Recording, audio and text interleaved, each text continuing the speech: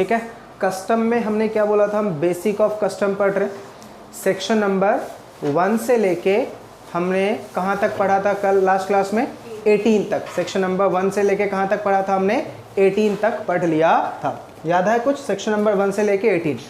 पहले फटाफट हम बेटा 1 से लेके 18 एक बार रिकैप कर ले। सेक्शन 1 में क्या था, short, title, extent and commencement, ठीक है। उसमें हमने क्या पढ़ा था, इस एक्ट का नाम है कस्टम एक्ट 1962। ये इसके ऊपर लॉ बनाएगा सेंट्रल गवर्नमेंट। सेंट्रल गवर्नमेंट को एंट्री नंबर 83 में पावर दी है, 156 में रूल बनाएगा और 157 में रेगुलेशंस बनाएगा, यही पढ़ा था।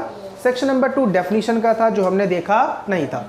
सेक्शन नंबर 3 क्या था, ऑफिसर्स। सबसे टॉप पे कॉन्स्टिट्यूशन ऑफ इंडिया, उसके नीचे सेंट्रल गवर्नमेंट, उसके नीचे मिनिस्ट्री ऑफ फाइनेंस, फिर उसके नीचे डिपार्टमेंट ऑफ रेवेन्यू, फिर उसके नीचे कौन था, central board of indirect tax and custom, principal chief commissioner, फिर प्रिंसिपल कमिश्नर, फिर उसके नीचे ज्वाइंट कमिश्नर, एडिशनल कमिश्नर, फिर असिस्टेंट एंड डेप्यूटी कमिश्नर, फिर कस्टम अप्रेजर और प्रॉपर ऑफिसर ऑफ कस्टम या प्रिवेंटिव ऑफिसर ऑफ कस्टम। फिर सेक्शन 4 में हमने पढ़ा था appointment by CBEC. Appointment by CBEC, CBEC के पास पावर है कि इन सबको अपॉइंट करना, सीबीआईसी। लेकिन सीबीआईसी ने अपनी पावर डेलीगेट कर रखी थी किसकी, पीसी को, पीसीसी को, पीसी को, जेसी को, एसीडीसी को, कि तुम अपॉइंट कर सकते हो किसको, कस्टम अप्रेजर को और प्रॉपर ऑफिसर को। सेक्शन 5 में पावर था और सेक्शन 6 में फंक्शन था। सेक्शन 7 में हमने कस्टम पोर्ट पढ़ा था। लैंड, सी और एयर तीनों को अपॉइंट कौन करता है, सीबीआईसी। लेकिन सी पोर्ट के बेटा 2 एरिया थे, बर्थिंग और लैंडिंग। कस्टम पोर्ट अपॉइंट करने की पावर किसके पास है, सीबीआईसी के पास। लेकिन बर्थिंग और लैंडिंग एरिया डिटरमाइन करने की पावर किसके पास है, कमिश्नर के पास। कौन से सेक्शन में, सेक्शन नंबर 8 में, ठीक है। बर्थिंग और लैंड वो ही डिसाइड करता है कि बर्थिंग कौन सा होगा, लैंडिंग कौन सा होगा कस्टम पोर्ट पे। पूरा पोर्ट किसने अपॉइंट किया, सीबीआईसी ने। लेकिन डिसाइड कौन करेगा, कितना एरिया बर्थिंग, कितना एरिया लैंडिंग, वो कमिश्नर डिसाइड करेगा सेक्शन नंबर 8 में, ठीक है। सेक्शन 9 क्या था, वेयर हाउसिंग स्टेशन। 3 टाइप के वेयर हाउस होते हैं, पब्लिक, प्राइवेट और स्पेशल, ठीक है। फिर सेक्शन 10 क्या था बेटा, ICD, inland container depot. Section 11 prohibition, import नहीं होगा, ठीक। सेक्शन 12 क्या था, charging section. Section 13 pilfered goods. Section 14 valuation, जो मैंने क्या बोला था, अलग से एक पूरा चैप्टर लूंगा। Section 15 rate of import duty. Section 16 rate of export duty. Section 17 assessment. 2 type के होते हैं और इसको हम क्या बोलते हैं, फाइनल असेसमेंट। कौन से 2 टाइप के होते हैं, फास और सास। फर्स्ट अप्रेजमेंट और सेकंड अप्रेजमेंट। फास में क्या होता है, फंस जाते हैं। उसमें क्या होता है कि भाई मेरा डॉक्यूमेंट सही नहीं था, तो क्या होगा, पहले इंक्वायरी होगा, इन्वेस्टिगेशन होगा, असेसमेंट होगा, ड्यूटी होगा और फिर ड्यूटी पे करना है। और सास में सब कुछ सही होता है, डायरेक्ट असेसमेंट होकर ड्यूटी पे कर दो। आज सीखेंगे ड्यूटी कब पे करना है वगैरह वगैरह, ठीक है।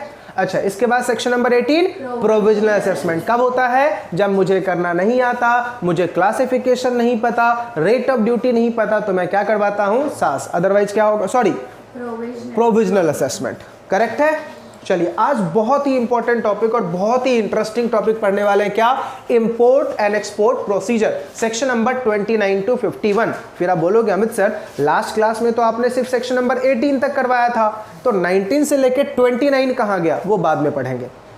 19 से लेके 29 वो बाद में पढ़ेंगे। अभी पहले समझते हैं इंपोर्ट एक्सपोर्ट प्रोसीजर। तो आपको जो मैंने नोट्स दिया है, लास्ट पेज पे जाओ, देखो लिखा होगा इंपोर्ट एक्सपोर्ट प्रोसीजर, वो बेटा एक्सपोर्ट प्रोसीजर होगा। 2-3 पेज पहले आओ। अगर मैं बात करूं, पेज नंबर शायद 15 या 16 के आसपास होगा। 15 से है ना, ठीक है। चलो, सुनने पे ध्यान देना, सब कुछ लिखा हुआ है, बस ये प्रोसीजर समझ जाओगे ना, आपको नोट्स देखने की जरूरत भी नहीं पड़ेगी, ठीक है। चलो, पहले एक टर्म को जरा समझो। मान लेते हैं ये अपना यूएसए और ये इंडिया। यूएसए से आर्टिकल इंडिया में आ रही है, इसको हम क्या बोलेंगे, इंपोर्ट। तो इंपोर्ट करने वाला इंसान कौन होगा, इंपोर्टर होगा। तो ये कौन होगा, ये कौन होगा, एक्सपोर्टर। बिल्कुल भी मत बोलना, गलती से भी इसको क्या नहीं बोलोगे, एक्सपोर्टर नहीं बोलोगे। क्यों? क्योंकि हमारा जो कस्टम लॉ हम पढ़ रहे हैं वो हम इंडियन पॉइंट ऑफ व्यू से पढ़ रहे हैं, तो इसको हम एक्सपोर्टर ना बोल के क्या बोलेंगे, सप्लायर। समझ में आया नहीं आया? क्या बोलेंगे इसको हम, सप्लायर। ऐसा क्यों? क्योंकि बेटा अपन जो इंपोर्ट एक्सपोर्ट पढ़ रहे हैं वो सिर्फ only Indian point of view से पढ़ रहे हैं, हम अपनी कंट्री की बात करें, दूसरी कंट्री से अपन को कुछ भी लेना देना नहीं है। इतनी बातें समझ में आ गई? तो अभी से आप एक्सपोर्टर बिल्कुल नहीं बोलोगे, सिर्फ क्या बोलना है, सप्लायर। याद आ रहा हमने चार्जिंग सेक्शन 2 में क्या पढ़ा था, import in India, export from India. अगर इंडिया से जा रही है तो एक्सपोर्ट, इंडिया में आ रही है तो इंपोर्ट। हमने दूसरी कंट्री का नाम लिया नहीं। तो हमारा जो कस्टम डिफाइन है उसमें तो सिर्फ ये लिखा हुआ है इंपोर्ट एक्सपोर्ट, यानी हम जो भी इंपोर्ट एक्सपोर्ट पढ़ रहे हैं वो अपने पर्सपेक्टिव से पढ़ रहे हैं, हमें दूसरे कंट्री से कोई लेना देना नहीं है। समझ में आ रहा? ठीक है। और यस, थोड़ा वो गेट क्लोज करना, ये वाला। हाँ, समझ में आ गया? यहां तक कोई डाउट? पक्का? चलिए अब आराम से एक एक स्टेप को समझते हैं। ठीक है। यूएसए का बंदा सप्लायर कहां भेज रहा है आर्टिकल, इंडिया में। आपको पता होगा, आपने कभी सुना होगा कि कभी भी आप इंपोर्ट एक्सपोर्ट में डील करना चाहते हो तो आपके पास एक नंबर होना चाहिए। ठीक है। सबसे पहला पॉइंट आपको याद रखना कि मेरे पास ये IEC नंबर होना चाहिए। आपको जब मैं सेटिंग अप पढ़ाऊंगा ना SBEC, तो उसमें वेरियस इनिशियल रजिस्ट्रेशन लाइसेंस है, उसमें एक टॉपिक दे रखा है इंपोर्ट एक्सपोर्ट कोड। अगर मुझे इंपोर्ट एक्सपोर्ट करना है, मैं इंडिया में इंपोर्ट करना चाहता हूं या इंडिया से एक्सपोर्ट करना चाहता हूं, तो मेरे पास क्या होना चाहिए, इंपोर्ट एक्सपोर्ट लाइसेंस होना चाहिए। अगर मेरे पास इंपोर्ट एक्सपोर्ट लाइसेंस है तो ही मैं इंपोर्ट एक्सपोर्ट कर पाऊंगा, अदरवाइज इंपोर्ट एक्सपोर्ट नहीं कर पाऊंगा। आपके माइंड में एक सवाल आ गया, अमित सर ठीक है, हमें ये इंपोर्ट एक्सपोर्ट लाइसेंस मिलेगा कहां से, कौन इशू करता है सर ये इंपोर्ट एक्सपोर्ट लाइसेंस? तो बेटा IEC जो है ना, ये इशू करता है कौन, DGFT। ये मेरे नोट्स में नहीं लिखा होगा, लिख लेना। कौन इशू करता है बेटा, DGFT। ठीक है। तो देखो मैंने क्या बोला, IEC चाहिए मुझे, तो IEC को हम क्या बोलते हैं, इंपोर्ट एक्सपोर्ट कोड नंबर। ठीक है। कौन इशू करता है, DGFT। फुल फॉर्म ध्यान सुना, director general of foreign trade. कौन इशू करता है, director general of foreign trade. Director general of foreign trade कौन इशू करेगा बेटा, DGFT। हमने क्या बोला कि हमें इंपोर्ट एक्सपोर्ट कोड लेना है, हमें क्या लेना है बेटा, इंपोर्ट एक्सपोर्ट कोड लेना है। कौन इशू करेगा, DGFT, director general of foreign trade. तो बताओ इंपोर्ट एक्सपोर्ट करने के लिए अभी जो हम पढ़ रहे हैं बेटा, ये जो अभी मैं पढ़ा रहा हूं ये इंपोर्ट प्रोसीजर पढ़ा रहा हूं, सिर्फ क्या पढ़ा रहा हूं मैं, इंपोर्ट प्रोसीजर। अलग से हम पढ़ने वाले हैं क्या, एक्सपोर्ट प्रोसीजर। अभी जो भी पढ़ रहे हैं वो सिर्फ क्या है, इंपोर्ट प्रोसीजर। तो बेटा इंपोर्ट करने के लिए सबसे पहला स्टेप मेरे पास क्या होगा, IEC। मुझे क्या इशू करवाना है, IEC। किससे इशू करवाना है, DGFT से, director general of foreign trade से। किससे, DGFT से, director general of foreign trade. इतनी बातें समझ में आ गई, पहला स्टेप क्लियर हो गया। चलिए दूसरे स्टेप पे ध्यान से सुनो। सर जब इंपोर्ट होता है या एक्सपोर्ट होता है, ठीक है, मुझे बताओ एक्सपोर्ट करने वाला इंसान को हमने यहां पे क्या नाम दिया है, सप्लायर। सप्लायर जब मुझे एक्सपोर्ट करेगा उसको किसी बात का डर है, हाँ सर डर है, किस बात का, भैया पेमेंट मिलेगा या नहीं। अच्छा इंपोर्टर को क्या रिस्क है, भैया टाइम पे आर्टिकल आएगी कि नहीं, दोनों को रिस्क है। लेकिन सबसे ज्यादा डर देखा जाए तो सप्लायर को है। सप्लायर को क्या डर है कि कहीं बेटा इंडियन ने पैसा दिया कि नहीं। ठीक है। तो बेटा इन दोनों के यानी सप्लायर और इंपोर्टर के बीच में एक बंदा इंटरफेयर करता है जिसको हम बोलते हैं बेटा बैंक। क्या बोलते हैं, बैंक। बैंक इशू करता है, बैंक इशू करता है LC। क्या इशू करता है, LC। इसको पूरा बोलते हैं लेटर ऑफ क्रेडिट। क्या बोलते हैं इसको, लेटर ऑफ क्रेडिट। तो समझना इंपोर्टर का बैंक एक्सपोर्टर के बैंक को, यानी इंपोर्टर का बैंक अपने लैंग्वेज में सप्लायर के बैंक को एक गारंटी देगा कि भैया जिस दिन आर्टिकल इंडियन शिप पे आई उसी दिन में तुझे पैसा रिलीज कर दूंगा। गारंटी मिल गई किसको, सप्लायर को, कि अब मेरा पैसा डूबने वाला नहीं है। क्यों, क्योंकि मुझे गारंटी किससे मिली है, बैंक से मिली है। समझ में आया, कौन किसको देगा, इंपोर्टर का बैंक किसको दे रहा है गारंटी, सप्लायर के बैंक को, कि भैया जिस दिन इंडियन पोर्ट पे आर्टिकल आ गई मैं उसी दिन तुझे पैसा क्या कर दूंगा, रिलीज कर दूंगा। तो पहला स्टेप क्या होगा बेटा, पहला स्टेप आईसी और दूसरा स्टेप लेटर ऑफ क्रेडिट। कौन इशू करेगा, इंपोर्टर का बैंक किसको इशू करेगा, सप्लायर के बैंक को, कि भैया जिस दिन आर्टिकल इंडिया पोर्ट पे आ गई उसी दिन मैं तुझे पैसा क्या कर दूंगा, रिलीज कर दूंगा। यहां तक कोई डाउट? 2 स्टेप याद हो गए? बताओ, पहला स्टेप आईईसी, दूसरा स्टेप लेटर ऑफ क्रेडिट। ठीक है, अब तीसरा step booking of goods. Booking of goods, अब क्या होगा बेटा, गुड्स को बुक किया जाएगा। कौन बुक करेगा, सप्लायर बुक करेगा। कौन बुक करेगा, सप्लायर बुक करेगा। किसके साथ बुक करेगा, शिपिंग कंपनी के साथ। तो सप्लायर जाएगा कहां पे बेटा, शिपिंग कंपनी के पास, कि भैया मुझे ये आर्टिकल इंडिया भिजवानी है, ठीक है, तो आप मेरी आर्टिकल को बुक कर लो। ठीक है, अब एक बात सुनो, इंडिया में आर्टिकल आने के 3 रूट हैं। इंडिया में आर्टिकल आने के 3 रूट है। कौन कौन, लैंड रूट है, एयर रूट है और सी रूट है। सबसे ज्यादा आर्टिकल सी रूट से आती है। इसका बेटा 2 मैसिव रीजन है कि सबसे ज्यादा आर्टिकल सी रूट से आती है। सबसे पहला जो रीजन है वो है आपका फ्रेट। सी का फ्रेट बहुत ही कम होता है, बहुत ही कम, नॉमिनल फ्रेट होता है, समझा। और दूसरा रीजन है कि सी पे आर्टिकल बहुत सारी क्वांटिटी में आ सकती है। ठीक है, फॉर एग्जाम्पल अगर मैं कार्गो करूं यानी एयरक्राफ्ट करूं तो 2 कार या 3 कार या 4 कार आएगी, लेकिन अगर मुझे 100 कार इंडिया भिजवानी है, सी कर लूं तो सारी की 100 कार एक ही शिप पे आ जाएगी। ठीक है, यहां पे बेटा लॉ मेकर ने शिप का वर्ड यूज नहीं किया है, वेसल यूज किया है। क्या यूज किया है, वेसल। छोटी मोटी फेरीज को हम क्या बोलते हैं, ये शिप है, लेकिन बड़ी बड़ी को हम जहां जिस पे कंटेनर आते हैं उसको हम क्या बोलते हैं, वेसल। तो हम पूरे जब तक हम ये इंपोर्ट एक्सपोर्ट प्रोसीजर पढ़ेंगे कौन सा वर्ड यूज करेंगे, वेसल।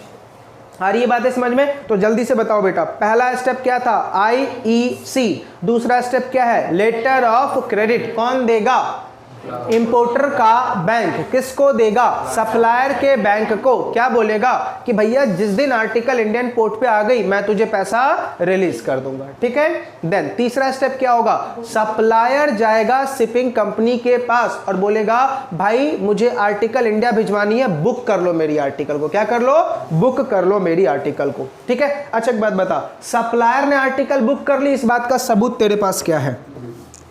सप्लायर जब आर्टिकल बुक करता है, सॉरी शिपिंग कंपनी जब आर्टिकल बुक करती है तो तेरे पास कुछ सबूत होना चाहिए ना भाई, इस शिपिंग कंपनी के साथ मैंने आर्टिकल बुक की है। तो शिपिंग कंपनी इन रिटर्न तुझे एक डॉक्यूमेंट देगा।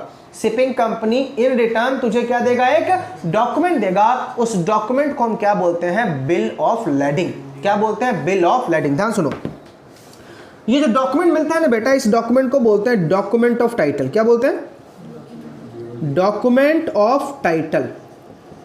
कौन देता है, कौन देगा बेटा, ट्रांसपोर्ट कंपनी, वही देगा ना, ट्रांसपोर्ट कंपनी। अब ट्रांसपोर्ट में कौन से रूट होंगे, 3 रूट होंगे, सी, एयर और रोड, यही होगा। अब देखो सी में जो ये डॉक्यूमेंट मिलता है ना उसको बोलते हैं बिल ऑफ लैडिंग। क्या बोलते हैं, बिल ऑफ लैडिंग। आपको पता है इंडिया में ज्यादा इंपोर्ट सी के रूट से होता है, तो कस्टम के प्रोविजन भी ज्यादातर किसके लिए बने हुए हैं, सी के लिए। एयर के लिए और रोड के लिए है ही नहीं। ज्यादातर रोड कहां से आती है, नेपाल से, पाकिस्तान से, बांग्लादेश से। यूएसए से आएगी नहीं, कॉस्टली पड़ जाएगा हमारे लिए। एयर तो बहुत ही ज्यादा महंगा है, हम बिक जाएंगे, जितने की गुड्स नहीं उतनी ज्यादा फ्रेट हो जाएगा, समझा। तो एयर रूट से आता है तो इसको बोलते हैं एयरवे बिल। क्या बोलते हैं इसको, एयरवे बिल। लैंड में पता कर, रोड में पता कर, ट्रक है या रेल है। अगर रेल है तो रेलवे रिसीट और ट्रक है तो बिल्टी। क्या बोलते हैं, बिल्टी। क्या बोलते हैं इसको, बिल्टी। एग्जाम में गलती से गिल्टी मत लिखना, बिल्टी। क्या बोलते हैं बेटा इसको, बिल्टी, या फिर आप ट्रक रिसीट या लॉरी रिसीट भी बोल सकते हो। समझ में आ गया। तो ये कौन इशू करेगा, डॉक्यूमेंट ऑफ टाइटल कौन इशू करेगा, ट्रांसपोर्ट कंपनी यानी शिपिंग कंपनी। क्या इशू करेगी, bill of lading. Air bill air के थ्रू होगा तो, और लैंड और रोड के थ्रू होगा। ये समझ में आ गया। तो देखो बेटा डॉक्यूमेंट ऑफ टाइटल किसको मिला, सप्लायर को। किसने दिया, ट्रांसपोर्ट कंपनी ने। एक बात बताओ, आर्टिकल कहां जा रही है, इंडिया। इंडिया में इंपोर्टर आर्टिकल जाके क्लेम करेगा। एक बात बताओ, इंपोर्टर के पास क्या प्रूफ है कि भैया मेरी आर्टिकल है। इंपोर्टर के पास भी तो कोई प्रूफ होना चाहिए। तो पांचवा स्टेप, ये जो डॉक्यूमेंट ऑफ टाइटल है ना बेटा, जो आपको, यानी ऐसे लिखता हूं सीधा, bill of lading, bill of lading की एक कॉपी किसको दी जाएगी? इंपोर्टर को भाई फैक्स कर दो या ईमेल कर दो। और ये बातें समझ में? पांचवा स्टेप क्या हो जाएगा? बिल ऑफ लैडिंग यानी डॉक्यूमेंट ऑफ टाइटल की एक कॉपी किसको भेज दो? इंपोर्टर को फैक्स कर दो या ईमेल कर दो। पहले बताओ, 5 चीजें समझ में आ गई। लेकिन अब ध्यान से बेटा, अब यहां पे एक एडिशनल चीज बता दे जिसका हमारे एग्जाम से कोई नाता नहीं है, बस याद रखना। एक बात मुझे बताओ, जो आउटसाइड इंडिया से वेसल आएगा उसके ऊपर सिर्फ कार्गो ही आएंगे? पैसेंजर भी हो सकता है। समझ में आ रहा नहीं आ रहा? कार्गो भी हो सकता है। तो जब बेटा शिपिंग कंपनी जब आर्टिकल को बुक कर लेती है, शिपिंग कंपनी जब आर्टिकल को बुक कर लेती है, तो शिपिंग कंपनी को अपना एक डॉक्यूमेंट बनाना होता है। शिपिंग कंपनी को अपना एक क्या बनाना होता है? डॉक्यूमेंट बनाना होता है। और वो डॉक्यूमेंट बना के प्रॉपर ऑफिसर को फाइल करना होता है। किसको फाइल करना होता है? प्रॉपर ऑफिसर को फाइल करना होता है। तो जो कंपनी, जो शिपिंग कंपनी के साथ मैंने कॉन्ट्रैक्ट किया, मान लेते हैं चिन्मय का वो शिप था, ठीक है। अब एक बात मुझे बता, चिन्मय की जो शिप है उसमें बहुत सारी आर्टिकल लोड हो सकती है। तो जैसे ही चिन्मय की शिप का जो कैपेसिटी है वो एग्जॉस्ट हो जाएगा, ठीक है। इसका मतलब अब ये अबाउट टू लीव है भाई, जब तक पैसेंजर फुल नहीं होंगे, कार्गो फुल नहीं होगा, ये थोड़ी करेगा। ये बोरीवली से अंधेरी के लिए बस थोड़ी जा रही है, ठीक है रास्ते में भी ले लेंगे, रास्ते में भी किसी को ले लेंगे। समुद्र में किसको ढूंढोगे तुम? ढूंढोगे क्या? नहीं। तो ये तो कस्टम पोर्ट से ही पूरी फिल करके जाएगा, ठीक है। तो अब लॉ मेकर क्या बोल रहा है कि जब शिपिंग कंपनी को लगता है कि अब मैं अबाउट टू लीव हूं, मतलब मेरा कार्गो फुल हो चुका है, मेरा वेसल जो है वो फुल हो चुका है, तो वो 3 डॉक्यूमेंट बेटा बनाता है। क्या डॉक्यूमेंट बनाता है? 3। किस किस चीज के रिगार्डिंग 3 डॉक्यूमेंट? एक गुड्स के रिगार्डिंग, एक पैसेंजर के रिगार्डिंग और एक क्रू मेंबर के रिगार्डिंग। क्रू मेंबर कौन? जो शिप को चला के जाते हैं, उनके स्टाफ वगैरह, उनके रिगार्डिंग। बोलोगे अमित सर क्यों ऐसा? सोचो क्यों ऐसा? स्मगलिंग, इलीगल पर्सन को एक्सपोर्ट इंपोर्ट पता नहीं होता है। पर्सन का एक्सपोर्ट इंपोर्ट हो सकता है, गुड्स का एक्सपोर्ट इंपोर्ट हो सकता है, क्रू मेंबर का एक्सपोर्ट इंपोर्ट हो सकता है। हो सकता है नहीं हो सकता? इसलिए शिपिंग कंपनी को क्या बना के देना होता है? ये 3 डॉक्यूमेंट, ठीक है। तो पहला है तो होता है बेटा गुड्स के लिए। गुड्स के लिए जो डॉक्यूमेंट बनाते हैं ना उसको बोलते हैं IGM। क्या बोलते हैं? Import general manifest. लिखा हुआ बेटा, टेंशन मत लेना। IGM देखो शॉर्ट फॉर्म कहीं पे लिखा होगा, उसको फुल फॉर्म लिख लेना, इंपोर्ट जनरल मैनिफेस्ट। और पता है उसका दूसरा नाम भी है बेटा, crew member. IGM import general manifest, import general manifest. क्या बोलते हैं उसको बेटा? IGM import general manifest. उसका दूसरा नाम है बेटा, अभी रिसेंटली अमेंड होके वो नाम आया है, अराइवल मैनिफेस्ट। क्या बोलते हैं उसका दूसरा नाम? Arrival manifest. Arrival manifest. IGM का ही दूसरा नाम क्या है? Arrival import report. अभी एक और नाम आ गया बेटा, अराइवल मैनिफेस्ट। IR का वहां पे फुल फॉर्म क्या है? Import report. और अभी तीसरा नाम क्या है? Arrival manifest. अराइवल मैनिफेस्ट याद रहेगा। ये किसके रिगार्डिंग होगा बेटा? गुड्स के रिगार्डिंग। अच्छा, पैसेंजर के रिगार्डिंग बनेगा पैसेंजर अराइवल मैनिफेस्ट। पैसेंजर के रिगार्डिंग क्या बनेगा? Passenger arrival manifest. याद हो जाएगा बेटा। देख, गुड्स के रिगार्डिंग क्या बनाया तूने? Import general manifest. अच्छा, पैसेंजर के regarding passenger arrival manifest. Import की जगह पे ऐड क्या कर दो? बस पैसेंजर। अच्छा, अब क्रू मेंबर के regarding crew member arrival manifest. समझा या नहीं समझा? याद रहेगा। ये जनरल नॉलेज के लिए था बेटा, एग्जाम से इसका कोई नाता नहीं है। सिर्फ एग्जाम से नाता किसका है? IGM का, क्योंकि हम पढ़ क्या रहे? इंपोर्ट। तो बताओ IGM के 3 नाम हो गए। कौन कौन से 3 नाम? Import general manifest, import report और अराइवल मैनिफेस्ट। पैसेंजर के लिए passenger arrival manifest, crew member के लिए क्रू मेंबर अराइवल मैनिफेस्ट। ये किसने बनाया? ये किसने बनाया? क्रू मेंबर ने। और किसको देगा वो? प्रॉपर ऑफिसर को। समझ में आ रहा है नहीं आ रहा? क्लियर है? अब प्रॉपर ऑफिसर को दे दिया, प्रॉपर ऑफिसर ने चेक कर दिया। अब प्रॉपर ऑफिसर क्या बोलेगा? ठीक है बेटा निकलो यहां से। तो उसके लिए क्या लेना पड़ता है? Departure permission. क्या लेना पड़ता है? Departure permission. क्लियर है? एक बात बताओ, अभी तक इंपोर्टर दिखा? अभी तक ये सारे काम कौन कर रहा है? सप्लायर और क्रू मेंबर। अभी तक इंपोर्टर पिक्चर में नहीं आया ना? क्लियर है? डिपार्चर परमिशन हो गई। अब शिप कहां आएगी? अच्छा, पता है डिपार्चर परमिशन का सेक्शन क्या है? 42। डिपार्चर परमिशन का सेक्शन क्या है 42। क्लियर है? तो चलो पहले यहां तक स्टेप रिपीट करो। हमने क्या बोला? पहला आईईसी, दूसरा लेटर ऑफ क्रेडिट, तीसरा बुकिंग ऑफ गुड्स, चौथा डॉक्यूमेंट ऑफ टाइटल इशू करेगा हमारे लिए बिल ऑफ लैंडिंग, और फिर बिल ऑफ लैंडिंग की एक कॉपी किसको दे देंगे? और फिर क्या होगा बेटा? आईजीएम बनाया जाएगा या आईआर बनाया जाएगा या अराइवल मैनिफेस्ट बनाया जाएगा। करेक्ट है? उसके बाद क्या होगा 7th पे? Departure permission. अब सिप वहां से क्या हो गई? रवाना। कहां आ रही है? इंडिया। कहां आ रही है वो? इंडिया। करेक्ट है? अब क्या अभी तक इंपोर्टर नजर आया? अब इंडिया में लेके आएगा कौन? Crew member. कौन लेके आएगा बेटा सिप को? Crew member. क्या एक्सपोर्टर आएगा उसके साथ? नहीं। सप्लायर आएगा क्या उसके साथ? नहीं। कौन आ रहा है बेटा? क्रू मेंबर आ रहा है। चलो अब जो सिप का क्रू मेंबर होगा ना बेटा, वो सिप को लेके डायरेक्टली जाएगा कस्टम पोर्ट पे। कहां जाएगा? कौन से सेक्शन में? सेक्शन 7। ठीक है, सेक्शन 7 वाला जो कस्टम पोर्ट होगा। लेकिन कौन से सेक्शन में लिखा हुआ है कि डायरेक्टली जाएगा कस्टम पोर्ट पे? तो 29 में। तो 29 क्या बोलता है? भाई सिप को डायरेक्टली कहां लेके जाना है तुझे? कस्टम पोर्ट पे। इधर उधर बीच में मत रोक लियो। कहां लेके जाना है? कस्टम पोर्ट पे। लेकिन आरिका पूछ रही अमित सर, मान लो सर कोई इमरजेंसी पड़ गई, रोकना है मुझे, क्या करूं? परमिशन ले पहले। नियरेस्ट पोर्ट को इन्फॉर्म करो कि भैया ये प्रॉब्लम है, हम तुम्हारे पोर्ट पे कुछ टाइम के लिए हॉल्ट करना चाहते हैं। परमिशन आ गई तो रुकियो वहां पे। वायरलेस इंफॉर्मेशन होती है बेटा, कॉल करो उनको। तो भी कॉल करो बेटा, बिना ऐसे रुक नहीं सकते तुम। समझ में आ रहा है ना? बिना ऐसे तुम बिल्कुल नहीं रुक सकते। समझा? क्लियर है? चलो इसको बताऊंगा। इसका एक प्रोविजन है बेटा, ट्रांजिट एंड ट्रांसशिपमेंट करके जब चैप्टर पढ़ाऊंगा 52 से लेके 56 तक का चैप्टर, तब बताऊंगा। ठीक है? चलो तो सबसे पहले मुझे बताओ, अब सिप कहां चली गई? इंडियन पोर्ट पे आ गई। कौन से पोर्ट पे? कस्टम पोर्ट पे। किसने अपॉइंट किया था? सीबीआईसी ने। कौन से सेक्शन में?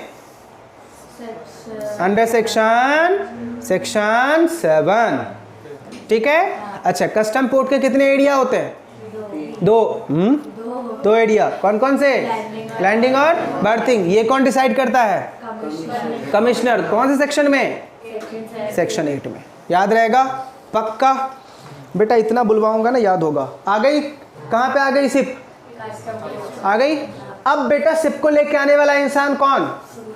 Crew member. उसको पता है लीगल टर्म में क्या बोलते हैं? Person in charge. क्या बोलते हैं उसको? Person in charge. ठीक है? अब जो पर्सन इन चार्ज होगा ना बेटा, वो आईजीएम फाइल करेगा। किसको? प्रॉपर ऑफिसर को। क्या फाइल करेगा? आईजीएम। क्या फाइल करेगा? आईजीएम। तो पर्सन इन चार्ज जो है वो क्या करेगा? प्रॉपर ऑफिसर को फाइल करेगा आईजीएम। क्या फाइल करेगा बेटा? आईजीएम। अब बोलोगे सर आईजीएम है क्या? तो आईजीएम में ये लिखा होता है कि तू क्या लेके आया है। समझ में आ रहा नहीं आ रहा? तो आईजीएम में किसका डिटेल होगा? गुड्स का, पैसेंजर का, क्रू मेंबर का। ठीक है?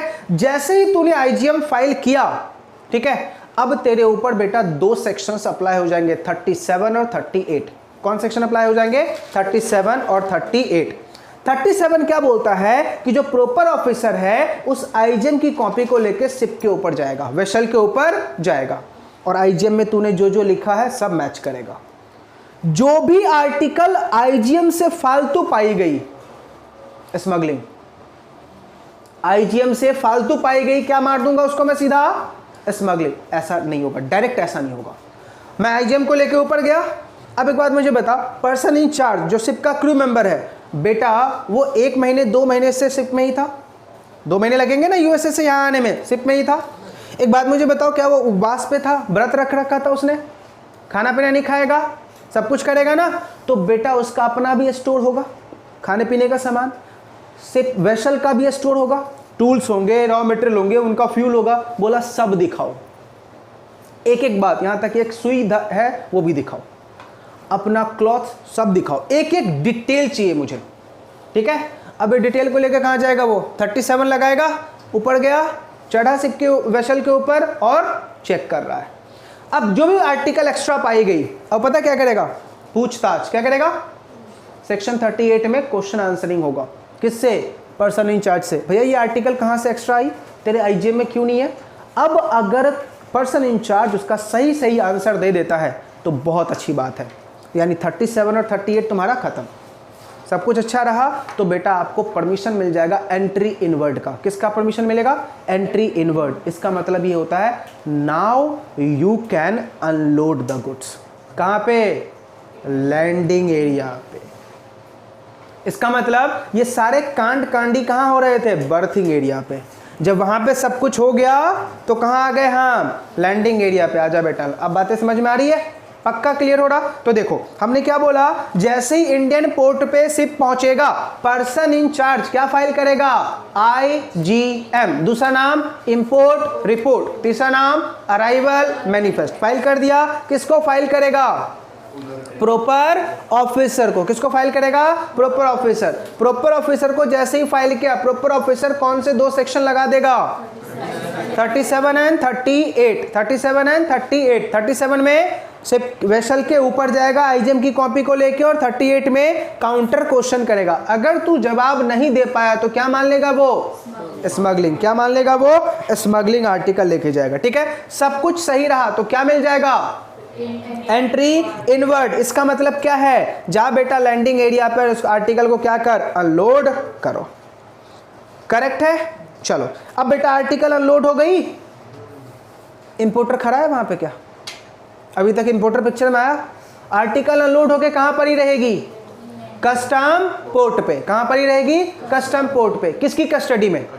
कस्टोडियन की कस्टडी में। किसकी कस्टडी में? कस्टोडियन। होता कौन है ये? अरे ना, कौन? Custodian is the owner of port. Custodian कौन होता है? पोर्ट का ओनर। अच्छा बताओ इंडियन कस्टोडियन कौन है? इंडियन कस्टोडियन कौन है? लिख लो, port trust authority of India. शायद मैंने लिखा हुआ है port trust authority of India. Indian custodian कौन है बेटा? Port trust authority of India. तो आर्टिकल किसकी कस्टडी में चला गया? Port trust authority of India की कस्टडी में चला गया। एक बात मुझे बता बेटा, आउटसाइड इंडिया से वेसल आने के लिए क्या कोई परमिशन लेना पड़ा हमें? क्या हमने ऐसा कोई स्टेप पढ़ा? आउटसाइड इंडिया से इंडिया आने के लिए क्या कोई परमिशन है? नहीं। अब तेरी आर्टिकल अनलोड हो गई, शिप को लेके वेसल को लेकर कहाँ जाएगा वापस? Outside India. चल अब इसके लिए प्रॉपर ऑफिसर से परमिशन ले कि भैया जा रहा हूँ मैं। क्या लेना पड़ेगा? खाली शिप को ले जाने के लिए क्या लेना पड़ता है बेटा? परमिशन। आने के लिए कोई परमिशन था? जाने के लिए परमिशन है। ये सेम हमारे बेटा ICSI की तरह है। एंट्री अलाउड है, एग्जिट हम देखेंगे। तुम कभी ज्वाइन करना है तुम आ जाओ, जब मर्जी हो तब CS में एंट्री ले लो, बाकी एग्जिट हम देखेंगे कब तुम्हें CS बनाना है। समझ में आ रहा नहीं आ रहा? तो ये हमारे ICSI का फंडा है इनका। समझा या नहीं समझा? याद रहेगा? चलिए, क्या बोल रहा? इतनी बातें समझ में आ गई? चलो पहले यहां तक हम रिकैप कर ले, फिर अपन को ये स्टेप याद हो जाएगा। चलो अब आप लोग साथ साथ बोलो। सबसे पहले हम क्या करेंगे? IEC इंपोर्ट एक्सपोर्ट कोड लेंगे। किससे लेंगे? DGFT director general of foreign trade से। ले लिया। अब बताओ साल में कितनी बार ये इंपोर्ट एक्सपोर्ट कोड नंबर कितनी बार? एक ही बार लाइफ टाइम के लिए रहता है, या जितनी बार इंपोर्ट एक्सपोर्ट करूं उतनी बार? जितनी बार इंपोर्ट एक्सपोर्ट करूं। एक बार मुझे पता GST नंबर लाइफ में कितनी बार? एक ही बार ना। मैं हर एक बार थोड़ी लूंगा, हर एक महीने में GST के लिए थोड़ी अप्लाई करूंगा। तो ऐसे ही यहाँ पे बेटा इंपोर्ट एक्सपोर्ट कोड लाइफ में एक टाइम होती है। क्या बोल रहे हो? तो तभी तो बेटा समझ में आता है। अगर गुमराह ना करूँ तो समझ में कैसे आएगा? डायरेक्ट आंसर थोड़ी मिलना है। क्या बोल रहे हो? ठीक है, अच्छी बात है। फिर तो इतनी बातें समझ में आ गई। चलो दूसरा स्टेप क्या होगा? लेटर ऑफ क्रेडिट कौन इशू करेगा? इंपोर्टर का बैंक। किसको इशू करेगा? सप्लायर के बैंक को। क्या बोलेगा? भैया जैसे ही गुड्स इंडियन पोर्ट पे आएगा मैं तुझे पैसे दे दूंगा। करेक्ट है? अब मुझे बताओ सप्लायर कहाँ जाएगा? शिपिंग कंपनी के पास। क्या करेगा? बुक करेगा गुड्स को। क्या शिपिंग कंपनी ने लोड कर दिया? ना, अभी सिर्फ क्या हुआ है? बुक हुआ है। अच्छा, बुक करने के बाद शिपिंग कंपनी क्या इशू करेगा? Document of title. उसका नाम क्या है? Bill of landing. एयरवे होगा तो एयरवे बिल, लैंड रूट होगा तो ट्रक होगा तो बिल टी, और अगर रेल होगा तो रेलवे रिसीट, एयर होगा तो एयरवे बिल। इतनी बातें याद हो गई? चलिए अब इसके बाद आर्टिकल क्या हो गई बेटा, शिपिंग कंपनी से बुक हो गई, हमें क्या मिल गया, डॉक्यूमेंट ऑफ टाइटल मिल गया। अब वो डॉक्यूमेंट ऑफ टाइटल की एक कॉपी किसको फैक्स करूंगा, इंपोर्टर को। क्यों, क्योंकि भाई उसके पास भी तो कुछ डॉक्यूमेंट होना चाहिए इंडियन पोर्ट पे दिखाने को, भैया देख ये आर्टिकल मेरी आई है, इस कंटेनर में आई है। क्लियर है। चलो अब इसके बाद क्या होगा, शिपिंग कंपनी का जो क्रू मेंबर होगा यानी पर्सन इन चार्ज क्या बनाएगा, डॉक्यूमेंट, उसको क्या बोलते हैं, IGM, दूसरा नाम इंपोर्ट रिपोर्ट और तीसरा नाम अराइवल मैनिफेस्ट। पैसेंजर के regarding passenger arrival manifest, crew member के regarding crew member arrival manifest. बना दिया। किसको फाइल करेगा, प्रॉपर ऑफिसर को। प्रॉपर ऑफिसर अब क्या बोलेगा, ठीक है अब तुम गुड्स को लोड कर लो, और लोड करने के बाद जब उसकी शिपिंग कैपेसिटी पूरी फुल हो जाएगी, शिपिंग कैपेसिटी फुल हो जाएगी, तो वो क्या ले लेगा बेटा, डिपार्चर परमिशन। आ रही है बातें समझ में या नहीं। लेकिन उससे पहले क्या होता है बेटा, शिपिंग कैपेसिटी फुल होने के बाद, चेकिंग होने के बाद एंट्री आउटवर्ड मिलता है, फिर उसको क्या मिल जाता है, डिपार्चर परमिशन। फिर लेके कहाँ आ जाएगा वो, इंडियन पोर्ट में। जब वो इंडियन पोर्ट पे आएगा तो क्या फाइल करेगा, IGM। किसको फाइल करेगा, प्रॉपर ऑफिसर को। IGM की कॉपी लेके प्रॉपर ऑफिसर कहां जाएगा, सिर्फ वेसल के ऊपर चेक करेगा, और कुछ भी गलत पाया गया काउंटर क्वेश्चन, सब कुछ सही रहा तो क्या मिल जाएगा, एंट्री इनवर्ड। क्या मिल जाएगा, एंट्री इनवर्ड। एंट्री इनवर्ड का मतलब क्या है, भैया आप शिप को लेके कहां चला जा, लैंडिंग एरिया पे, क्या कर दियो वहां पे, अनलोड। अनलोड करके आर्टिकल किसकी कस्टडी में, कस्टोडियन। कौन है इंडिया का custodian, port trust authority of India. ठीक है। अब क्या लेना पड़ेगा तुझे, डिपार्चर परमिशन। आर्टिकल को सॉरी शिप को लेके कहां चले जाओ, डिपार्चर परमिशन लेके और फिर शिप को ले जाओ। करेक्ट है, यहां तक कोई डाउट। अभी तक मुझे बताओ किधर भी तुझे इंपोर्टर नजर आया, किधर भी इंपोर्टर नजर आया नहीं। अब बेटा जब किधर भी इंपोर्टर नजर नहीं आया, अब क्या होगा, इंपोर्टर पिक्चर में आएगा। ठीक है, एक दिन बाद 2 दिन बाद वो अपनी आर्टिकल क्लेम करने को आएगा। Now importer comes into the picture. अब एक बात बताओ, जब इंपोर्टर पिक्चर में आएगा तो इंपोर्टर के पास 3 ऑप्शन, आर्टिकल मैं घर ले जाऊं, आर्टिकल मैं वेयरहाउस में डालूं, आर्टिकल मैं वेयरहाउस से घर ले जाऊं। ठीक है, तो अब हम 3 अलग अलग प्रोसीजर सीखेंगे। समझा। पहला प्रोसीजर, आर्टिकल कस्टम पोर्ट से कहां लेके जा रहा हूं, घर। तो अब इसके क्या क्या स्टेप होंगे। ठीक है, अब एक बात मुझे बताओ, मैंने क्या बोला था, इंपोर्ट ड्यूटी कब लगती है, जब तुम क्या फाइल करते हो, bill of entry for home consumption, तभी लगेगा इंपोर्ट ड्यूटी। देखो आर्टिकल इंपोर्ट कब मान ली गई, जब इंडियन वाटर में आ गई, इंपोर्ट है। लेकिन इंपोर्ट ड्यूटी कब लगेगा, जब importer bill of entry file करेगा। इंपोर्टर क्या फाइल करेगा, बिल ऑफ एंट्री फाइल करेगा। तो देखिए आर्टिकल कहां से कहां जा रही है, पोर्ट से घर।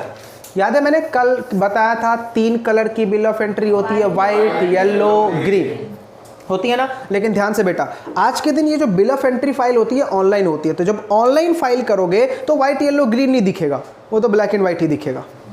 लेकिन इसका नाम रखा गया है क्या, व्हाइट, येलो और ग्रीन। तो यहां पे कौन से कलर की फाइल होगी, व्हाइट कलर की। ठीक है, कौन फाइल करेगा, इंपोर्टर फाइल करेगा। किसको फाइल करेगा, प्रॉपर ऑफिसर को। और साथ में बहुत सारे वो क्या लगाएगा बेटा, डॉक्यूमेंट। क्या क्या लगाएगा भाई, इनवॉइस लगा, ठीक है, इनवॉइस लगाओगे, बिल ऑफ लैंडिंग की कॉपी लगाओगे, सर्टिफिकेट ऑफ ओरिजिन की कॉपी लगाओगे। क्या लगाओगे, इनवॉइस लगाओगे, बिल ऑफ लैंडिंग लगाओगे, सर्टिफिकेट ऑफ ओरिजिन की क्या लगाओगे बेटा, कॉपी लगाओगे। यहां तक कोई डाउट। चलो उसके बाद इंश्योरेंस कॉपी लगाओगे। समझा, याद रखना डॉक्यूमेंट में क्या क्या लगेगा, मेन डॉक्यूमेंट बताएं बेटा, ये मेन है, बहुत सारे डॉक्यूमेंट लगते हैं लेकिन मेन कौन कौन से, invoice, bill of lading, certificate of origin. Certificate of origin का मतलब होता है कहां से आई है, कहां से आई है, वो भी लगाना है आपको। और साथ में क्या लगाना है बेटा आपको, इंश्योरेंस। बिना इंश्योरेंस के आर्टिकल इंडिया में नहीं आती। ठीक है, तूने किसको फाइल कर दिया, नहीं मिला क्या आप लोगों को, नहीं मिला ये मिला, तो मैं बस क्या बोल रहा हूं, मैंने जनरल बोला है कि ये सारे डॉक्यूमेंट फाइल होते हैं। लिखना है लिख लो। ठीक है, अब मुझे बताओ आर्टिकल की क्या होगी बेटा, तुमने बिल ऑफ एंट्री फाइल कर दी, अब आर्टिकल की क्या होगी, असेसमेंट। क्या होगी बेटा? असेसमेंट। बताओ फास्ट लगेगा या सास लगेगा? पहले फास्ट। तुम सबमिट करो, अगर मुझे डाउट हुआ तो पहले सास। यानी तुम्हारे डॉक्यूमेंट से मुझे कुछ नहीं प्रॉब्लम है तो सास, प्रॉब्लम है तो फास। समझा? चाहे सास हो या फास हो, कहाँ जाएगा? 17 में ही। लेकिन मुझे आता ही नहीं कुछ तो कहाँ जाऊँ? 18 में। समझ में? उसको क्या बोलते हैं? Provisional assessment. तो यहाँ पे क्या हो रहा है? असेसमेंट हो रहा है ना, तो क्या लगेगा? सेक्शन 17 अब या तो फास होगा या तो सास होगा। करेक्ट है। अब मान लो डिपार्टमेंट ने मेरी असेसमेंट कर दी। डिपार्टमेंट ने क्या कर दी बेटा? मेरी असेसमेंट कर दी। असेसमेंट करने के बाद मुझे बेटा क्या पे करना है? ड्यूटी। क्या पे करना है? ड्यूटी। पता है कितने दिन में? 1 दिन में। कितने दिन में? 1 दिन में। आज असेसमेंट हुई, कल ड्यूटी पे कर दियो। मान लेते हैं साक्षी का गुड्स आया आउटसाइड इंडिया से 3000 करोड़ का, उसका टैक्स बनता है 300 करोड़। बेटा साक्षी तैयार रखियो कल 300 करोड़। सर अगर 300 करोड़ कल मैं नहीं पे कर पाई तो 15% पर एनम इंटरेस्ट है। 15% पर एनम क्या है बेटा? इंटरेस्ट है। जब मैंने पढ़ा था पता है टाइम कितना था? 5 दिन, 5 डेज टाइम था। 5 वर्किंग डेज था बेटा, वर्किंग डेज। फिर कम होके आया 2-3 दिन, फिर और कम हुआ 2 दिन, फिर कम हुआ 1 दिन, अब होगा ऑन द स्पॉट। अब क्या होगा बेटा कुछ दिनों बाद? On the spot. सोचो इंसान पैसा लेके जाएगा इतना। करेक्ट है। 15% समझ में आ गया बेटा? अच्छा, जब तूने ड्यूटी पे कर दिया, जब तूने ड्यूटी बेटा पे कर दिया, ठीक है, ड्यूटी पे करेगा तो उसका सबूत होगा ना, क्या बोलते हैं उसको? चालान। क्या बोलते हैं उसको? चालान। अभी ड्यूटी कहाँ पे करनी है बेटा? बैंक में जाके। पीओ को देखा, पता चला पीओ 200 करोड़ लेके फरार। ठीक है, अब क्या बोलेगा? अब हमारा क्या लगेगा? टॉर्ट। वो क्या बोलता है? जो भी वो कर रहा था किस में कर रहा था? सोवरेन फंक्शन में कर रहा था। गया गया तेरा गया। ऐसा थोड़ी तेरा गया भाई, 200 करोड़ दिए हैं मैंने, तेरा क्या गया? इसलिए क्या बोला? बैंक में डाल पैसा। समझ में आ रहा नहीं आ रहा? अदरवाइज डिपार्टमेंट यहाँ पे क्या लगा देता? टॉट लगा देता और क्या बोलता? तेरा डूब गया। ऐसे में तो बेटा सारे प्रॉपर ऑफिसर बनने की कोशिश करते और क्या बोलते? एक बार बस 200 करोड़, उसके बाद हम कौन तुम कौन। सीधा बोलूँगा हम आपके हैं कौन। समझ में आ रहा नहीं आ रहा? तो बेटा होगा क्या? अब क्या होगा कि भाई बैंक में पैसा दे दिया तूने, बैंक वाले तुझे क्या इशू करके देंगे? चालान। चालान किसके पास लेके जाएगा? इंग्लिश में क्या बोलते हैं? क्या लिखेंगे? चालान ही बोलते हैं, उसका नाम ही चालान है। कुछ तो होगा ना, रिसीट और नहीं, उसका नाम ही बेटा चालान है, उसका नाम ही चालान है। वो तो भी मैंने एक नंबर तुम्हें बताया ही नहीं, ठोका नंबर। एक नंबर लगता है बेटा ठोका, ठोका ठोका। ओ नालायक, इसका मतलब क्या होता है अभी बताने वाला था। ठोका नंबर। तुमने चालान पे कर दिया, चालान की कॉपी लेके किसके पास जाएगा? प्रॉपर ऑफिसर के पास। अब प्रॉपर ऑफिसर को क्या हो जाएगा? हाँ बेटा तूने पैसे दे दिए। अब तुम्हारा जो चालान की कॉपी था ना और तुम्हारा जो बिल ऑफ एंट्री था उसके ऊपर एक ठप्पा लगाएगा, उसको बोलते हैं ठोका नंबर। इसका मतलब होता है कि now you can remove your goods. ले जाओ, घर लेके जाओ, आप हो गया तुम्हारा काम, तुम्हारा खत्म हो गया। समझ में आ रहा नहीं आ रहा? तो क्या लगेगा बेटा? तुम्हें एक ठोका नंबर मिलेगा। ठीक है, अब ध्यान से सुनो। आफ्टर पेमेंट हमने प्रूफ कर दिया तो प्रॉपर ऑफिसर क्या इशू कर देगा बेटा? Clearances order. क्या इशू कर देगा बेटा? Clearances order. क्लियर है? अब क्लियरेंसेस ऑर्डर मिल गया। एक बार बता, गुड्स तेरी कहाँ पड़ी हुई थी? कस्टोडियन के कब्जे में। अब कस्टोडियन को क्या बोलेगा? आजा बेटा मेरे पास। अब मुझे क्या चाहिए? पैसा। किस चीज़ का पैसा? तेरी आर्टिकल जब आई थी तो तू घर में सोया हुआ था। अनलोड किसने किया? हमने। लोड किसने किया? हमने। स्टोरेज करके कहाँ रखा? हमने। चल इसका पैसा निकाल। सब बेटा वहाँ पे बंदूक लेके खड़े होते हैं, बेटा तू वहाँ से निकल मेरे पास, यहाँ से निकल उसके पास। एक एक इंसान वहाँ पे खड़ा रहेगा। आ रही बातें समझ में? और इसी लेयरिंग में क्या होती है बेटा? स्मगलिंग।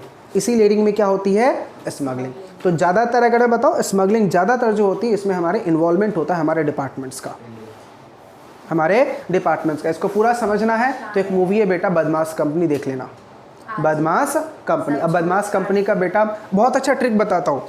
बदमाश अब कस्टम पोर्ट का एक बेटा रूल है। जैसे मान लो साक्षी का कोई आर्टिकल आ रहा है, ठीक है, अगर वो आर्टिकल डिफेक्टिव निकला तो साक्षी आएगी ही नहीं, क्लेम ही नहीं करेगी। घर पे बैठे बैठे। वो बेटा प्लानिंग पहले से होती है, अच्छा ठीक है। डिफेक्टिव निकला, साक्षी नहीं आएगी, और आएगी भी। Custom port bill of entry file किया, बक्सा ओपन हुआ, आर्टिकल देखा, भाई आर्टिकल डिफेक्टिव, मैं नहीं क्लेम कर रहा, मैं जा रहा हूँ। कस्टमर ऑफिसर भाई रुक जा, मैं नहीं रुक रहा भाई, मेरी आर्टिकल डिफेक्टिव में निकला यहाँ से, और पैसा तो मिलेगा नहीं, करेक्ट है। अब होगा क्या बेटा, जो आर्टिकल डिफेक्टिव हो जाती है, जो इंपोर्टर क्लेम नहीं करता, उसकी नीलामी होती है। अब साक्षी घर पे बैठ के वेट कर रही है, न्यूज़पेपर में छपाई कब होगा कि नीलामी होगी। अब नीलामी में यही जाएगी और आर्टिकल खरीद के लाएगी। क्यों? क्योंकि अभी मान ले बेटा, अगर ये आर्टिकल क्लेम करती तो इसको 200 करोड़ का टैक्स देना पड़ता, आर्टिकल छोड़ के आ गई। अब डिपार्टमेंट उस आर्टिकल को कौड़ियों के भाव में बेच देगा, बोलेगा 10 करोड़। 200 करोड़ का टैक्स, 10 करोड़ में आर्टिकल अपनी, इसी ने आर्टिकल वहां छोड़ के आए, इसी के पंटर लोग गए, आर्टिकल का क्या लेके आया, क्लेम करके आया। कितना पे किया? 10 करोड़। सोचो कहां तुम्हारी आर्टिकल के ऊपर 200 करोड़ का टैक्स लगने वाला था, अब कितने में हो गई? 10 करोड़। नीलामी मतलब आर्टिकल का ऑक्शन, आर्टिकल क्या होगा बेटा? ऑक्शन होगा। ऐसे पूरा गेम खेला जाता है। बदमाश कंपनी जब मूवी देखोगे ना, उसमें यही गेम दिखाया गया। एक बात मुझे बता बेटा, तुम किसी दुकान पे गए स्लीपर परचेज करने के लिए या शूज परचेज करने के लिए, उसने क्या बोला? ओनली दाएं पैर का है, बाएं पैर का 2 दिन बाद चलेगा। शूज का वजूद कब है भाई? जब दोनों एक साथ हो। तो बदमाश कंपनी में मूवी में सीन दिखाया गया था कि कस्टम का झोल कैसे करते हैं। शाहिद कपूर ने क्या किया, लेफ्ट पैर का जो शूज़ था उसको मंगाया गुजरात पोर्ट पे, और राइट पैर का मुंबई पोर्ट पे। अब दोनों पोर्ट पे गए उसके दोनों आदमी, शूज़ ओपन किया, भाई एक ही जूता है डिफेक्टिव, नहीं ले रहा मैं, जा रहा हूँ मैं घर। अब कस्टम डिपार्टमेंट क्या करे भाई, उसका गुजरात पोर्ट के बाद लेफ्ट पैर की है, मुंबई पोर्ट के पास राइट पैर की है, दोनों क्या करे भाई, शूज़ डिफेक्टिव है। दोनों ने नीलामी कर दी, उसकी 100 करोड़ की आर्टिकल नीलामी हुई 1 करोड़ में। कितने में? 1 करोड़ में। अब नीलामी हुई आर्टिकल, वो गया 1 करोड़ देके ऑक्शन से आर्टिकल खरीद लिया। ऑप्शन पे कैसे करे? एक जूते का, हाँ, साइड एक जूते का। देगा भी कौन उसको? अब अरे बेटा ये पूरा गेम चल रहा होता है, ठीक है। अब ब्रांड होते हैं ना, गेम चल रहा होता है। अब ले आया वो दोनों, अब दोनों 2 पार्टी गए, जैसे मान लो मैं मेन बंदा, एक जगह चिन्मय को भेजा, एक जगह अनिकेत को भेजा, दोनों आगे शूज लेके अपने गोडाउन में। अब हमने दोनों पेयर को क्या कर दिया, मैच कर दिया, आजा बेटा मार्केट में। मेरी आर्टिकल क्या हो चुकी है, पूरी की पूरी टैक्स फ्री। वुडलैंड का शूज मार्केट में कितने का मिलता है? 2, 2.5, 3, 4 हज़ार का। अब मेरी आर्टिकल पे तो टैक्स लगा नहीं, मेरी आर्टिकल वाइटर देन वाइट, क्योंकि मैंने नीलामी में किससे खरीदा है? कस्टम ऑफिसर से। मेरी article whiter than white, tax paid. 2000 का जूता मैं मार्केट में बेचूंगा 1000, कस्टमर किधर? मेरे पास। आर्टिकल महंगी क्यों होती है? Just because of import duty, just because of import duty. बहुत ज़्यादा इम्पोर्ट ड्यूटी लगता है बेटा, ये प्लानिंग किया था, ठीक है। इस प्लानिंग को बेटा कस्टम ऑफिसर पकड़ लिया कि भाई हर एक बार तेरा ही आर्टिकल मिसप्लेस क्यों होता है, हर एक बार सिर्फ तेरा, ऐसा कैसे? कस्टम ऑफिसर ने बोला ठीक है, आ गया उसके गोडाउन पे, भैया तेरा झोल मुझे पता चला, ठीक है, अब मैं भी तेरे साथ, जितना प्रॉफिट हो रहा है उसका 5% मेरा। कितना शाना था वो। समझ में? और ऐसा ही होता है बेटा, कस्टम में ऐसा ही होता है, ठीक है। कस्टम डिपार्टमेंट ये बता दे कि मैं दूध का धुलाऊं, इम्पॉसिबल। स्मगलिंग होगी 100%। ज़्यादातर करते कौन है? भी करते हैं, दूसरों को ज्ञान देते हैं। क्या इतनी बातें समझ में आ गई बेटा? यहाँ तक कोई डाउट? पक्का? ऑब्वियसली सी बात है भाई, हैं तो करेंगे ही। चलिए आगे आ जाइए। अब हमने क्या पढ़ा कि हाँ, क्लियरेंसेस ऑर्डर मिल गया, हमने कस्टोडियन को कस्टोडियन चार्जेस पे कर दिए। अब आर्टिकल लेके कहाँ चला जाऊंगा? घर। खत्म। ये क्या था? Port to home consumption, port to home consumption. चलो बताओ दोबारा स्टेप क्या होगा? पहले क्या फाइल करूंगा? Bill of entry. कौन से कलर की? व्हाइट कलर की। साथ में कौन कौन सा डॉक्यूमेंट? इनवॉइस, इंश्योरेंस क्लेम, और फिर बिल ऑफ लेडिंग और सर्टिफिकेट ऑफ ओरिजिन। फाइल कर दिया। अब इसके बाद क्या होगा? असेसमेंट कौन करेगा? Proper officer. सेक्शन नंबर 17 में या तो फास या तो सास लगा दिया। अब क्या होगा? ड्यूटी असेस हो क्या आ गया? कितने दिन में पे करूं? With in 1 working days. नहीं पे किया तो 15% पर एनाम इंटरेस्ट लगेगा। अब क्या होगा? क्लियरेंसेस ऑर्डर मिलेगा, लेकिन पहले चालान पे करके आऊं। चालान की कॉपी किसको दूं? प्रॉपर ऑफिसर को। प्रॉपर ऑफिसर किसका ऑर्डर देगा? क्लियरेंसेस ऑर्डर देगा। ठोका नंबर देगा। ठोका नंबर लेके किसके पास जाऊं? कस्टोडियन के पास। क्या बोलूँ भाई मेरा ठोका कटा, ठीक है। अब इसके बाद मैं कहाँ जाऊँगा, करेंसीज ऑडिटर ऑफिसर को क्या सॉरी कस्टोडियन को क्या बोल दूंगा, भाई ये लिए अपना custodian charge, storage, loading unloading charge लो और मुझे जाने दो। क्लियर। चलो अब हम क्या पढ़ेंगे, येलो कलर। अब हम क्या पढ़ेंगे बेटा, येलो कलर। कहां से कहां जा रहे हैं, कस्टम पोर्ट से वेयर हाउस, कस्टम पोर्ट से वेयर हाउस, कस्टम पोर्ट से कहां जा रहे हैं बेटा, वेयर हाउस। क्लियर है। अब लॉ मेकर क्या बोल रहा है, भाई कस्टम पोर्ट से जब तू वेयर हाउस जाएगा तो कौन सी कलर की bill of entry, yellow colour की। बाकी सारे डॉक्यूमेंट सेम। कौन कौन से document, invoice, bill of lading, insurance claim और सर्टिफिकेट ऑफ ओरिजिन। कर दिया। अभी क्या बताओ, यहां पे असेसमेंट होगा लेकिन कौन सा वाला, 18 वाला प्रोविजनल। क्योंकि यहां पे टैक्स तो लगेगा ही नहीं। टैक्स कब लगता है, जब होम कंजम्पशन होता है, ठीक है। तो यहां पे कौन सा असेसमेंट होगा, 18 वाला हो गया, प्रोविजनल असेसमेंट। ध्यान से बोलोगे अमित सर ड्यूटी नहीं लगेगा ना, आर्टिकल कहां चला जाएगा, वेयर हाउस में। अब तो सर हम वेयर हाउस कीपर के साथ सेटिंग कर लेंगे। भैया रात में मुझे आर्टिकल निकालने दियो, 100 करोड़ का टैक्स बचा लूंगा, 20 करोड़ तेरा। समझ में आ रहा नहीं आ रहा, तो ऐसा झोल हो जाएगा ना। तो इसलिए डिपार्टमेंट ने क्या बोला, बेटा तुमसे शाने हम हैं। जो प्रोविजनल असेसमेंट किया ना, मान लो उसमें डिपार्टमेंट बोला ठीक है 10 करोड़ की ड्यूटी, ठीक है, 10 करोड़ का 3 गुना बॉन्ड बना के दे, हाँ 30 करोड़ का बॉन्ड बना के दो और तुम झोल करो, जो भी करना वेयर हाउस के ऊपर का सेटिंग करो और लेके जाओ। क्या फोरफिट कर लूंगा, 30 करोड़ का बॉन्ड। समझा। तो अगर 100 करोड़ का तेरा ड्यूटी प्रोविजनली असेस हुआ है तो कितने करोड़ की बॉन्ड बनाएगा, 300 करोड़ की बॉन्ड बना, 30% का बॉन्ड, 3 गुना, 3 टाइम्स। 100 करोड़ का ड्यूटी है तो 3 गुना, यानी 300 करोड़ का बॉन्ड बनाओ। 10 करोड़ का ड्यूटी है तो 30 करोड़ का बॉन्ड बनाओ। एक बात मुझे बता बेटा, मेरा ड्यूटी बढ़ेगा भी तो कितना ज्यादा बढ़ेगा, क्योंकि तुमने प्रोविजनल किया है, कितना बढ़ेगा, 1 करोड़, 2 करोड़, 3 करोड़। लेकिन बॉन्ड कितने का बना रहा हूं मैं, सीधा 3 टाइम्स। जा तू सेटिंग करके ले जा, मोस्ट वेलकम। उसको क्या पड़ेगा बेटा, टेंशन। इसलिए डिपार्टमेंट ने क्या बोला, बेटा हम ये फ्री किसको दे रहे हैं, इंडियंस को। क्या कर देंगे वो, जुगाड़। किसके साथ मिलके, वेयर हाउस कीपर के साथ मिलके। डिपार्टमेंट को क्या मिलेगा, कुछ भी नहीं। इसलिए क्या बोला, 3 गुना बॉन्ड बना के जा। बना दिया बॉन्ड। अब किसके पास जाएगा, प्रॉपर ऑफिसर के पास, बॉन्ड जमा करेगा, प्रॉपर ऑफिसर क्या इशू कर देगा, एंट्री आउटवर्ड। अब किसके पास जाएगा, कस्टोडियन के पास। कस्टोडियन क्या बोलेगा, ठीक है मेरा चार्ज दे और निकल यहां से। आर्टिकल कहां जाके डाल दो, वेयर हाउस में। क्या मुझे टैक्स लगा, नहीं, सिर्फ क्या लगा, वो बॉन्ड पेपर। देखा जाए तो गारंटी हो गई। समझा। आर्टिकल कहां चली गई, वेयर हाउस में। बोलो क्या क्या हुआ, पहला फाइल किया हमने बिल ऑफ एंट्री, कौन से कलर का, येलो कलर का। किसको फाइल किया, प्रॉपर ऑफिसर को। प्रॉपर ऑफिसर ने क्या मांगा हमसे, भैया 3 गुना बॉन्ड, ठीक है। हमने जमा कर दिया बॉन्ड। उसके बाद हम कहां गए, क्लेंसेज ऑफिसर के पास यानी कस्टोडियन के पास, और क्या बोला, भैया मेरी आर्टिकल रिलीज करो। क्लियर है। आर्टिकल लेके मैं कहां चला गया, वेयर हाउस में। क्या टैक्स लगा, नहीं। अब थर्ड, आर्टिकल को मैं वेयर हाउस से कहां लेके जा रहा हूं, घर। अब अगेन क्या फाइल करूंगा, बिल ऑफ एंट्री। कौन सा वाला, ग्रीन कलर का। कौन सा वाला, ग्रीन कलर का। क्लियर है। उसके साथ वो डॉक्यूमेंट। अब क्या होगा, असेसमेंट। कौन सा वाला, 17 वाला। असेसमेंट के कितने दिन के अंदर में duty, with in 1 working day. नहीं पे किया तो 15% पर एनाम इंटरेस्ट, 15% पर एनाम इंटरेस्ट। क्लियर है, कोई डाउट। अब तुमने इंटरेस्ट लगा दिया 15% पर एनम। इसके बाद क्या होगा बेटा, चालान की कॉपी किसको, प्रॉपर ऑफिसर को। प्रॉपर ऑफिसर क्या देगा, ठोका नंबर, मतलब एंट्री आउटवर्ड, क्लियरेंसेस ऑर्डर। फिर किसके पास जाएगा, अब ओ बेटा कस्टोडियन के पास। आर्टिकल ही किधर है, वेयर हाउस कीपर के पास जाऊंगा। और वेयर हाउस कीपर क्या बोलेगा, ठीक है भैया कस्टोडियन को क्या दिया था, कस्टोडियन चार्जेस। मुझे क्या देगा, वेयर हाउस कीपर चार्जेस। मुझे क्या देगा, वेयर हाउस कीपर चार्जेस। और वेयर हाउस कीपर चार्जेस पे कर दो और फिर आर्टिकल को कहां लेके चले जाओ, घर। समझ में आ रहा, मजेदार है ना प्रोसीजर, पक्का। अब एक बात सुनो, अब बोलोगे अमित सर सारी बातें समझ में आ गई, लेकिन एक डाउट। आपने बोला बिल ऑफ एंट्री फाइल करना है, आपने बोला आईजीएम फाइल करना है।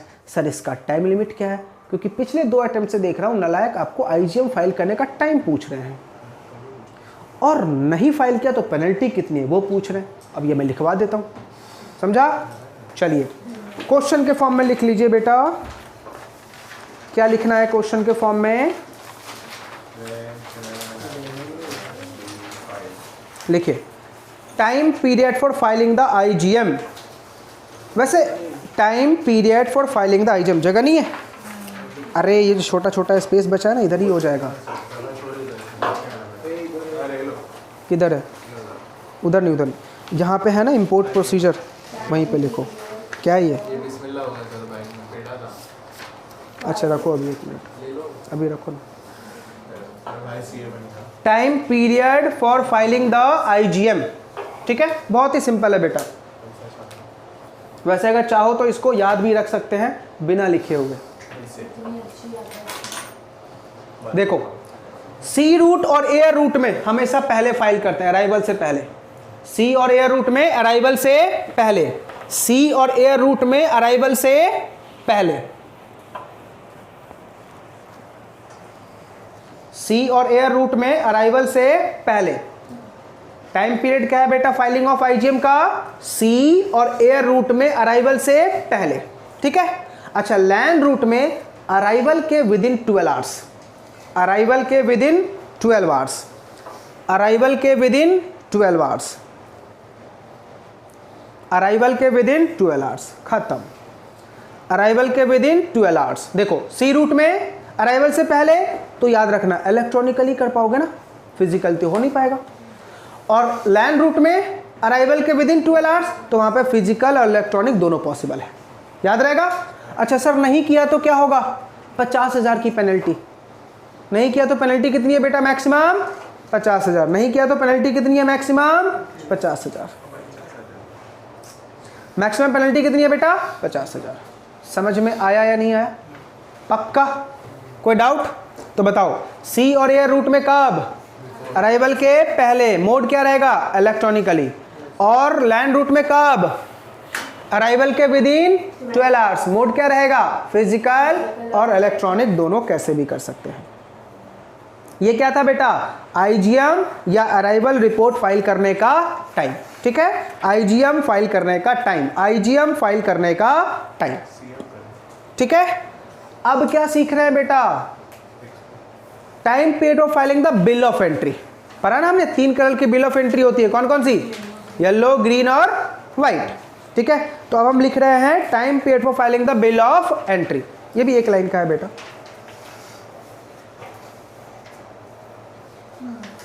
सीधा पहले हिंदी में समझा दूं। जिस दिन तेरा सिप आया उसके अगले दिन, जिस दिन तेरा सिप आया उसके अगले दिन, तो क्या लिखोगे? इंग्लिश में बताओ क्या लिखोगे? मैंने क्या बोला? जिस दिन तेरा सिप आया उसके अगले दिन, तो क्या लिखोगे? फाइल बिफोर नेक्स्ट डे, ऐसे लिखोगे ना। File before end of next day, अभी ठीक है। File before end of next day. तो बिल ऑफ एंट्री कब फाइल होती है बेटा? File before end of next day, जिस दिन आया उसके अगले दिन।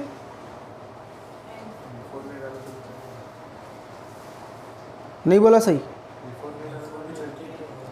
जिस दिन आया उसके अगले दिन। और मैं क्या बोल रहा हूं इंग्लिश में?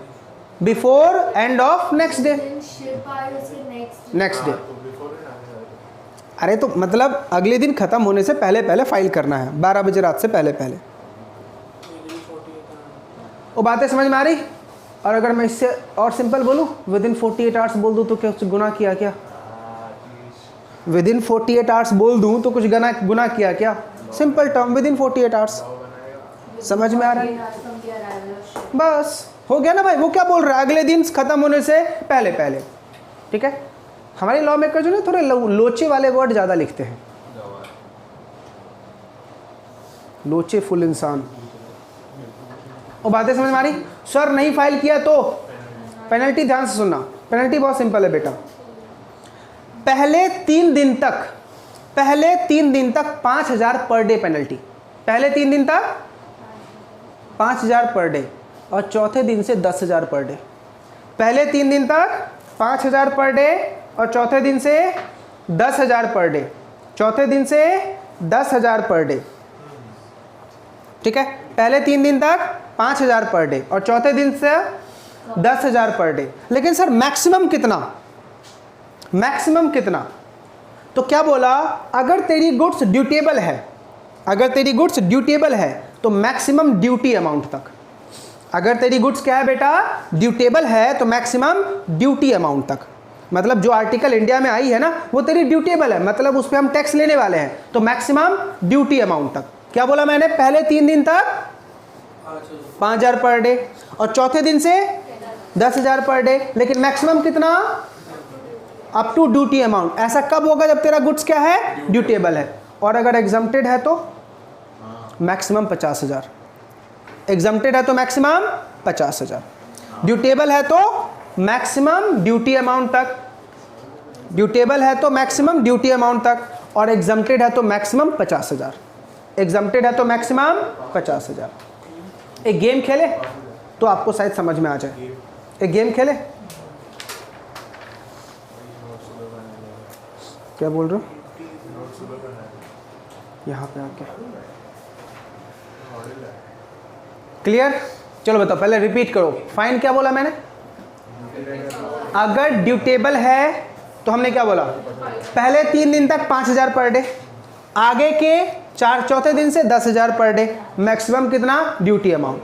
और अगर एग्जम्प्टेड है तो मैक्सिमम अप टू 50,000। एग्जाम्पल करें, 2 एग्जाम्पल करते हैं बेटा ताकि आपको समझ में आ जाए। चलो क्वेश्चन लिखो पहले, value of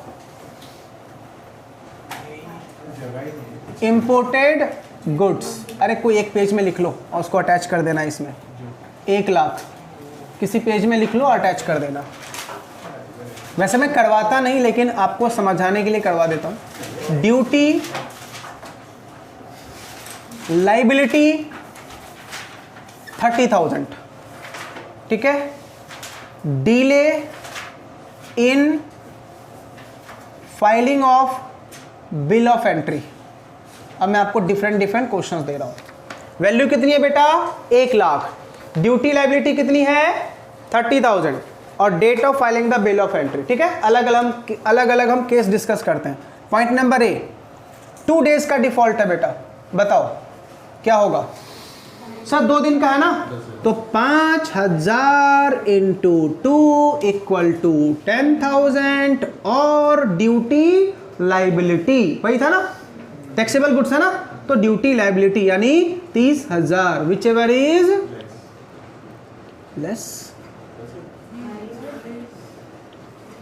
which ever is less, यही था ना भाई। 2 दिन का डिफॉल्ट है ना, तो 5,000 पर डे, 10,000 आ गया। और ड्यूटी लाइबिलिटी कितनी है, 30,000, which ever is less.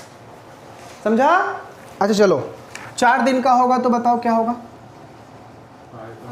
Sir 5,000 multiplied by 3 plus 10,000 multiplied by 1। पहले 3 दिन का 5,000, उसके बाद 10,000 पर डे। कितना आ गया बेटा, 25,000 और 30,000, विच एवर इज लेस, यानी 25,000। कोई दिक्कत, समझ में आ रहा है नहीं आ रहा, पक्का आ रहा है या सो रहा है?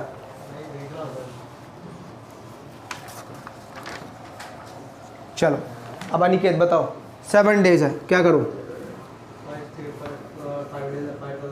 5,000 इंटू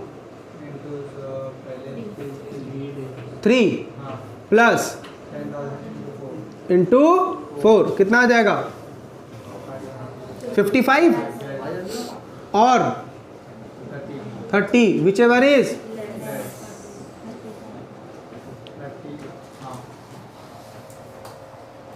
क्लियर ना। चलो बताओ 10 डेज क्या करोगे, 5,000 इंटू 3 प्लस 10,000 इंटू 7 कितना आ गया, 85,000 और 30,000, विच एवर इज। अब समझ में आया, कितना भी दिन क्या, जो लेस होगा वही। अगर मान लो मेरी ड्यूटी लाइबिलिटी 5 करोड़ होती तो, ड्यूटी लाइबिलिटी 5 करोड़ होती तो मैक्सिमम 5 करोड़ तक, ड्यूटी लाइबिलिटी 100 करोड़ होती तो मैक्सिमम 100 करोड़। ठीक है, जवानी में गुड्स लाना, बुढ़ापे में जाना, क्योंकि 100 करोड़ की लाइबिलिटी के लिए जवानी से बुढ़ापा तक तो सफर करना पड़ेगा ना भाई, पर डे है। आ रही है बातें समझ में या नहीं?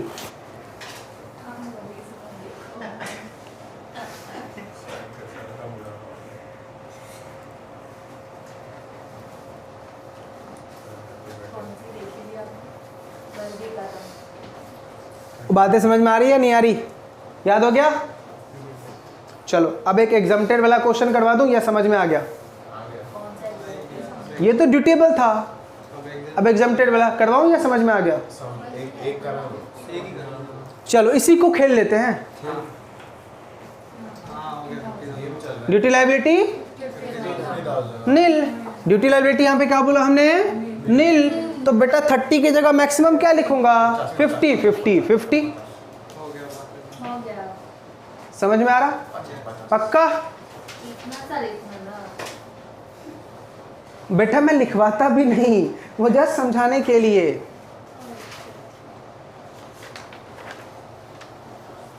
रिकॉर्डिंग बंद होने दो, फिर एक बात समझाऊंगा। अभी रिकॉर्डिंग पे नहीं नहीं उनकी बात नहीं है। ये भी रिकॉर्ड हो रहा है। क्या? ये कट हो जाएगा। उससे क्या? बाजू में कोल्ड इसी के साथ बेटा हमारा इंपोर्ट प्रोसीजर खत्म। यस, समझ में आ गया? पक्का? इसी के साथ हमारा इंपोर्ट प्रोसीजर खत्म। अब क्या पढ़ना है बेटा अपन को? सिर्फ एक्सपोर्ट प्रोसीजर। बहुत ही चिंदी। पढ़ा दिया बाकी का नहीं पढ़ाया बेटा, अभी आज शुरू किया इंपोर्ट एक्सपोर्ट से ही। बीच वाला टॉपिक मैंने बोला पहले एक बार इंपोर्ट एक्सपोर्ट प्रोसीजर पढ़ के फिर 19 सेक्शन से शुरू करेंगे। क्लियर है? हाँ देखते अभी, पहले आ जा बेटा एक्सपोर्ट प्रोसीजर पढ़ते हैं। अब सब कुछ सोचो इंडिया के पॉइंट ऑफ व्यू से। हम इंडिया से कहाँ जा रहे हैं? जरूरी थोड़ी यूएस ही जाएंगे, आउटसाइड इंडिया। कहाँ जा रहे हैं बेटा हम? Outside India. क्लियर है? अब सुनो, मैं एक्सपोर्टर, तो मैं सबसे पहले कहाँ जाऊं? कस्टम पोर्ट पे। क्या लेके जाऊं? गुड्स लेके जाऊंगा ना। जब गुड्स लेके जाऊंगा तो सिंपल सी बात है, क्या फाइल करूंगा? Shipping bill. क्या फाइल करूंगा? Shipping bill. किसको फाइल करूंगा? प्रॉपर ऑफिसर को, अंडर सेक्शन 50। तो पहला स्टेप क्या होगा बेटा? मैं शिपिंग बिल फाइल करूंगा। किसको? प्रॉपर ऑफिसर को, अंडर सेक्शन 50। अब देखो शिपिंग बिल में क्या क्या लिखा होगा? मेरे आर्टिकल का वैल्यू क्या है, इनवॉइस, टैक्स कितना बनता है, यही सब लिखा होगा ना। ठीक है, अब जो मैंने दिया उससे डिपार्टमेंट सेटिस्फाई हो गया तो पता है क्या इशू करेगा वो? Let ship order. क्या इशू करेगा? Let ship order. इसका दूसरा नाम लेट एक्सपोर्ट ऑर्डर। इसका मतलब पता है क्या होता है? इसका मतलब क्या? Let ship order, let export order का मतलब ये नहीं कि तू एक्सपोर्ट कर सकता है, आप गुड्स शिप में डाल सकते नहीं, सिर्फ बुक कर सकता है। सिर्फ क्या कर सकता है? बुक कर सकते हो। क्लियर है? चलो तो देखो वहां पे लिखा मैंने filing of shipping bill under section 50 if everything is correct तो क्या हो जाएगा? लेट शिप ऑर्डर इशू होगा। ठीक है, अब क्या करेगा डिपार्टमेंट? असेसमेंट। क्या करेगा डिपार्टमेंट? असेसमेंट। अब क्या पे करेगा तू? Export duty. क्या पे करेगा? Export duty. कितने दिन में? नहीं दिया तो पर एनम। ठीक है, 1 डे के अंदर में ड्यूटी पे करो, नहीं तो 15% पर एनम क्या लगा देंगे हम? इंटरेस्ट। फिर क्या सबमिट करोगे? किसको सबमिट करोगे? प्रॉपर ऑफिसर को। प्रॉपर ऑफिसर को क्या सबमिट करो? चालान। फिर प्रॉपर ऑफिसर बता तुझे क्या देगा? ऑर्डर, परमिशन देगा। Now you can book your goods with the shipping company. Correct है? अब एक्सपोर्टर किसके पास जाएगा? शिपिंग कंपनी के पास। आर्टिकल को बुक करेगा और शिपिंग कंपनी इन रिटर्न क्या देगा? एक document, that is document of title. दे दिया। किसको? Document of title. किसको भेज दोगे तुम? एक्सपोर्टर को भेज दोगे कि भैया ये ले तेरी डॉक्यूमेंट, वहां पे छुड़वा लियो अपनी गुड्स। क्लियर है? मतलब हमारे लिए तो एक्सपोर्टर है ना, सॉरी इंपोर्टर। आउटसाइड इंडिया के इंपोर्टर को हम भेज देंगे वो कॉपी। चलो अब ध्यान से, अब बेटा तुमने क्या कर दिया, शिपिंग कंपनी के साथ आर्टिकल बुक कर दी। अब बेटा वही सिलसिला शुरू हो जाओ। शिपिंग कंपनी की कैपेसिटी फुल हो गई तो वो क्या बनाएगा, EGM, एक्सपोर्ट जनरल मैनिफेस्ट। क्या बनाएगा, EGM, एक्सपोर्ट जनरल मैनिफेस्ट। किसको फाइल करेगा, प्रॉपर ऑफिसर को। क्रू मेंबर जो है किसको फाइल करेगा, प्रॉपर ऑफिसर को। सब कुछ सही रहा तो वो क्या इशू कर देगा, entry outward. Now you can load. अब क्या कर सकते हो बेटा, लोड। अब क्या कर सकते हो, लोड। अब लोड हो गई। अब इसके बाद क्या लेना है, डिपार्चर परमिशन और निकलो यहां से। डिपार्चर परमिशन और यहां से निकलो। समझ में आ गया, बहुत सिंपल था ना एक्सपोर्ट प्रोसीजर। अब एक खुशखबरी दूं, ज़्यादातर हमारे एग्जाम में क्वेश्चन आता है ओनली इंपोर्ट का, ओनली इंपोर्ट का। समझ में, किसी को भी बेटा। क्यों, क्योंकि अब एक और खुशखबरी है, इंडिया से 90% आर्टिकल एक्सपोर्ट फ्री होती है। हाँ, जब तुम इंडिया से आउट इंडिया एक्सपोर्ट करोगे ना, टैक्स नहीं देना पड़ता। क्यों, इसका लॉजिक है, क्योंकि अगर टैक्स लगाएंगे तो तुम एक्सपोर्ट नहीं करोगे, एक्सपोर्ट नहीं करोगे तो हम आउट इंडिया के डॉलर नहीं लेके आ पाएंगे। समझ में आ रहा नहीं आ रहा। तो हम इंडिया में ज़्यादा से ज़्यादा क्या करना चाहते हैं, एक्सपोर्ट को प्रमोट करना चाहते हैं, क्योंकि जितना ज़्यादा तुम एक्सपोर्ट करोगे उतना ज़्यादा क्या होगा, फिरंगी डॉलर तुम लेके आ पाओगे। एयरपोर्ट्स पर जो इंपोर्ट ड्यूटी फ्री जो सब होता है, तो इंपोर्ट ड्यूटी फ्री होता है, क्यों फ्री होता है? कहाँ पे, वो तो तुम्हारा पर्सनल बैगेज होता है। जब मैं बैगेज का चैप्टर पढ़ाऊंगा तो बताऊंगा। जो भी अभी जैसे जो लेकर सब मिलता है उसे इंपोर्ट ड्यूटी फ्री मिलता है। नहीं बेटा, ओनली 2 लीटर तक पढ़ाऊंगा GFA में। 2 लीटर तक दारू अलाउड है। हाँ, पर वो तो सिर्फ एयरपोर्ट से लेकर, हाँ, हाँ, वो अगर इंपोर्ट ड्यूटी फ्री 2 लीटर तो जाए। वो ऐसे ही भाई, इतना तो फ्री कर दूं कम से कम। हाँ, नहीं लगता, उसको बोलते हैं GFA, general free allowance. 2 litre तक का वाइन बेटा आउटसाइड इंडिया से, हाँ वही 1-1 लीटर की 2 बोतल। 1-1 लीटर की 2। क्लियर है, पक्का। ये जब पढ़ाऊंगा ना, बगेज, बगेज का मतलब लगेज, 2 गैलन का। ठीक है, क्या बोल रहे हो? 2 गैलन। हाँ, दारू की दुकान ही खोलनी है हमें। छोटी बड़ी साइज थोड़ी दिया है। क्लियर है। इसी के साथ बेटा हमारा इंपोर्ट एक्सपोर्ट प्रोसीजर खत्म। अब हम पढ़ेंगे बेटा दूसरी चीज़, क्या, सेक्शन 19 वाला जो हमारा छूट गया था। अपन सिंटेक्स का टाके लेके जाएंगे।